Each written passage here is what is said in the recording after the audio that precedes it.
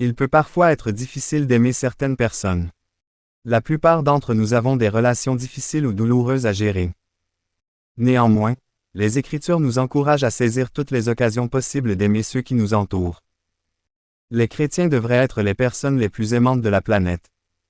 De tous les habitants de la terre, nous avons reçu le don ultime de Dieu. Non seulement nous avons reçu le salut et la vie éternelle, mais Dieu lui-même s'est donné à nous. En effet, Dieu le Père nous a donné le souffle de vie nous permettant de respirer. Jésus nous a amenés à lui pour que nous soyons sauvés par sa puissance. L'Esprit de Dieu vit en nous et nous fortifie dans l'accomplissement de toute œuvre bonne. Tout cela nous a été donné gratuitement et sans condition. Ayant reçu de Dieu cet amour et cette miséricorde extraordinaire, nous sommes appelés à aimer les autres de la même manière.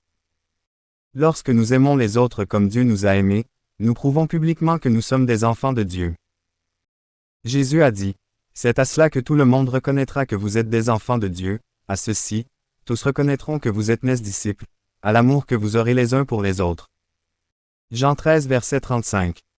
De la même manière que nous pouvons reconnaître une fausse monnaie à son aspect et à son toucher, nous pouvons déterminer la qualité de notre propre foi à la façon dont nous aimons les autres. Si nous n'aimons pas ceux qui nous entourent, nous échouons dans notre mission de leur montrer l'amour de Dieu. Nous ne devons pas refuser aux autres ce qui nous a été donné gratuitement. Aimer les autres ne signifie pas que nous devons accepter d'être maltraités ni être d'accord avec le style de vie ou la vision du monde de quelqu'un d'autre. Cela signifie que nous devons saisir toutes les occasions de les aimer comme Dieu les aime. Ainsi, lorsque tu as l'occasion de donner une seconde chance à quelqu'un, fais-le dans l'amour.